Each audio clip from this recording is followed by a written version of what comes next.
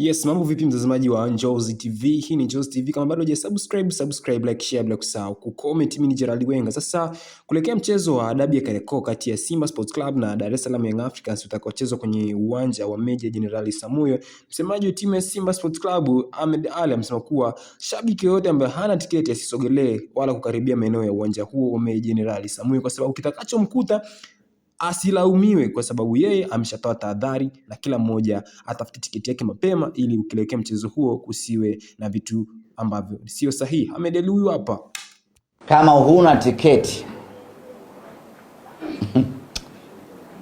Tabata usivuke au Mbagala usivuke, kaa mbali. Azam TV itakusaidia kukuletea mubashara matangazo, lakini Meja Isamuyo sio yani ile kuanzia Kunduchi ile.